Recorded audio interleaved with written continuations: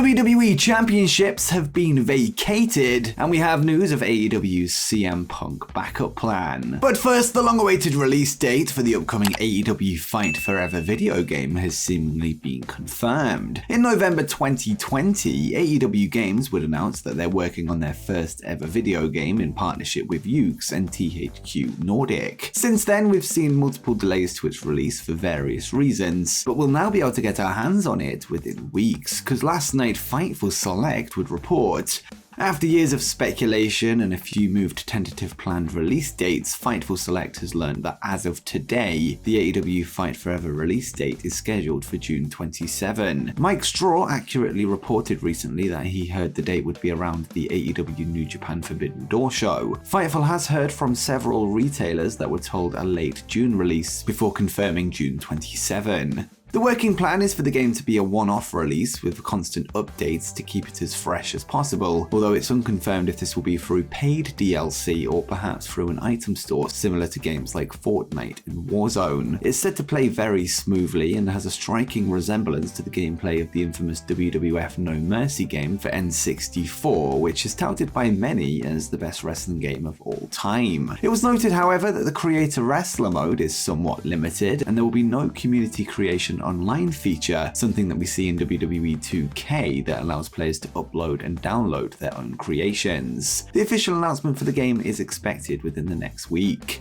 And next up, another bout has been added to next weekend's AEW Double or Nothing pay-per-view, as confirmed on last night's episode of AEW Rampage. The rivalry between Adam Cole and Chris Jericho has turned personal in recent weeks, and they are now set to finally square off when the two men meet next Sunday in an unsanctioned match. The announcement followed two recent altercations between them, first during the Falls Count Anywhere match between Jericho and Cole's friend Roderick Strong, which saw Cole banned from the arena. However, Strong would lead Jericho outside, which allowed Adam to get his hands on his foe. Then Chris Jericho would tear up the legal document preventing Cole from entering the arena on AEW Rampage last night, who would then confront him at the commentary booth, leading to a brawl. Another match confirmed for the pay-per-view last night will see Jade Cargill put her AEW TBS Championship on the line against Taya Valkyrie for the second time, with the challenger hoping she can walk away with the title this time around. All Elite Wrestling will head across the pond to Wembley Stadium in London, England this summer, with the All In event scheduled to take place on August 27th. It was recently reported by Dave Meltzer that former IWGP World Heavyweight Champion Will Ospreay was booked for the show in his home nation, something he was asked about in an interview this week. Speaking with Sean Ross Sapp of Fightful, the New Japan Pro-Wrestling star would reveal the report is news to him and said,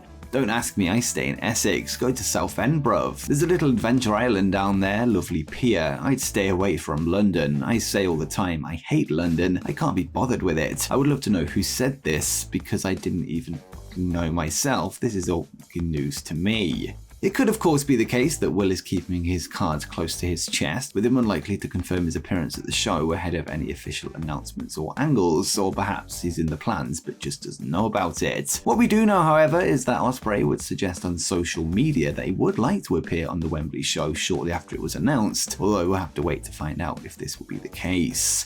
And speaking of AEW and NJPW crossovers, last year we would see the first ever Forbidden Door show take place, with stars of both promotions battling it out across the card. In the main event, then AEW World Champion Jon Moxley would put his title on the line against New Japan legend Hiroshi Tanahashi, and this week Moxley would speak with Justin Barrasso of Sports Illustrated to give his thoughts on the match, noting that it's one that he refuses to watch back, as to not tarnish his memory of it, and he would say, "I've never watched it and I never will. It's one of those things that was so perfect in the moment. I was supposed to wrestle Tanahashi many times and it kept getting up for one reason or another. The relationship between NJPW and AEW wasn't necessarily the best before, and I was in the middle of that. Then a couple of years later, we're doing a pay-per-view together, I'm in the main event and it's against Tanahashi, which was the last big dream I wanted. There were a lot of people who did a lot to bring that together, but I feel like I was the goddamn linchpin of that whole thing. It was magical. The match was so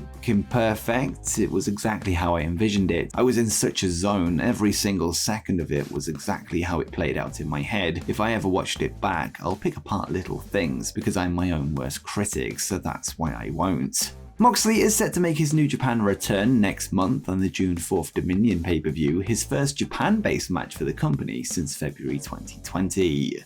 Now let's go to a story coming out of last night's episode of Friday Night SmackDown, where a championship was vacated. On the May 12 episode of SmackDown, Liv Morgan and Raquel Rodriguez would put their WWE Women's Tag Team Championships on the line against Bayley and Dakota Kai of Damage Control. Unfortunately for the champions, however, Morgan would suffer from an undisclosed injury, which was announced last night, meaning that her and her tag team partner have been stripped of their belts. There will now be a match in 2 weeks' time for the now vacant titles, where Raquel will find a new partner to take on Bayley and Io Sky, Sonya Deville and Chelsea Green, as well as Ronda Rousey and Shayna Baszler. There is still no word on the nature of Liv Morgan's injury or how long she will be out of action. Weeks prior to the official announcement of AEW Collision this week, reports emerged that the first episode would feature the AEW return of CM Punk inside the United Center in Chicago, Illinois. During the follow-up announcement on AEW Dynamite, Tony Khan would announce the upcoming venues for several episodes of Collision, apart from the aforementioned United Center show, with the location for the first episode still yet to be confirmed. It was also revealed by various press outlets that CM Punk's name was pulled from the original announcement, as well as the graphics that were released. The delay appears to be linked to a reported miscommunication regarding the reintroduction of Ace Steel to the company, with he and Punk being under the impression that Ace would be backstage for episodes of Collision, something they were later informed wouldn't be the case. The general feeling is that AEW don't want to confirm the United Center until everything has been smoothed over with CM Punk, as this would raise expectations that the Second City Saint will be there, and it looks like there may be a backup plan if an agreement can't be arranged. According to Dave Meltzer on Wrestling Observer Radio, the backup plan will see the promotion host the show from Daly's Place in Jacksonville, Florida instead, and Meltzer would say, AEW do have the United Center booked. They're working on booking Daly's Place. In Daly's Place, the people have been told it's a backup plan, it's not the A plan. So Chicago is still in place. So I think the basic thing is they either settle it and he announces the United Center and Punk is back, or they don't and they announce Daly's Place. Daly's Place is of course owned by the Khan family and was the home of all Elite Wrestling television throughout the pandemic era due to the ease of booking a venue that they own. It's important to reiterate once again, however, that both Nick Hausman of House of Wrestling and Sean Ross Sapp of Fightful have both reported that the relationship between Tony Khan and CM Punk is in good stead, a positive sign that the situation can be worked out before Wednesday's official announcement of the show's location, expected on the next episode of AEW Dynamite. But do you think we'll see the second coming of CM Punk on June 17? Let me know in the comments down below. And before you go, make sure you check out how AEW can change wrestling forever.